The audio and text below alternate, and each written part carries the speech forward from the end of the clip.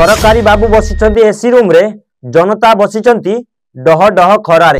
सरकारी बाबूंको पाई रही सब प्रकार व्यवस्था रही बेले साधारण जनता पाई नहीं टपिए पानी सह बसिबार व्यवस्था।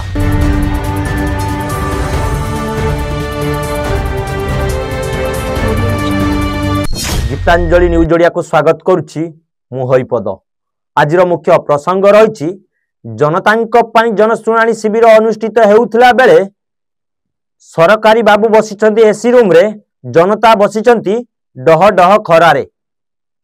सरकारी बाबू मानक पाई रही काजू किसमिस सह चीना बादाम रो व्यवस्था, लोकंक पाई नहीं टपिए पानी रो व्यवस्था सह बसिबार व्यवस्था। तो एथि पाई आमे प्रसंग को नेइछु जो सरकारी बाबू हुंतु बा सरकार हुंतु किंबा कौनसी प्रशासनिक अधिकारी हुंतु से माने लोकंक सेवा पाई रहिचंती, लोकंकर समस्या बुझिबा पाई रहिचंती। किंतु एटी प्रश्न उठुची लोकंक टैक्स पैसा रे सरकारी बाबूंक पाई रही सब प्रकार व्यवस्था रहितला बेले साधारण जनता पाई नहीं टपिए पानी सह बसिबार व्यवस्था। तो एटी प्रश्न उठुची जो लोक माने अभियोग शुणाणी शिविर को आसी थांती तांकर अभियोग पाई सेमानंको अव्यवस्था भीतर देखिया को मिली। तो ये घटनाटी हेउची बालेश्वर जिला भगराई ब्लॉक रो दृश्य।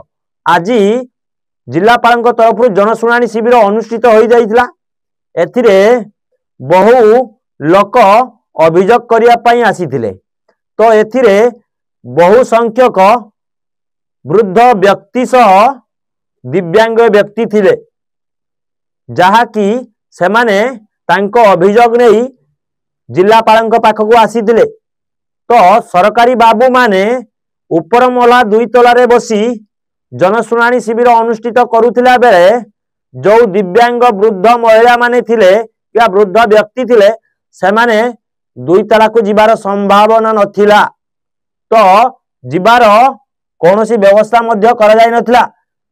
एवं आउ गोटे दृश्य थिला जहा कि जो अभियोग शुणाणी शिविर चली थिला से ऊपर महला रे चली थिला अभियोग शुणाणी शिविर। किंतु जो दिव्यांग व्यक्ति हुंतु किंबा वृद्ध व्यक्ति माने हुंतु से माने ऊपर महला को जिबार सेमानकर सामर्थ्य नथिला।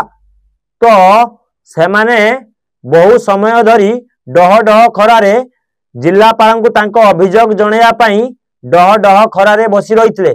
ना सेमानको किए पानी देबार व्यवस्था करिथिला ना सेमानको नहीं जिबार कौनसी कई व्यवस्था करिथिला। तो एटी प्रश्न उठुची जो साधारण जनता पाई प्रशासन हुंतु बा सरकार हुंतु जो माने कि साधारण जनता पाई रहिचंती किंतु से माने साधारण जनता को अणदेखा करुचंती।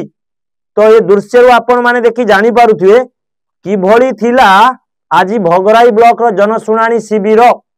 एई भली अव्यवस्था भितरे चलीथिला जनशुणाणी शिविर।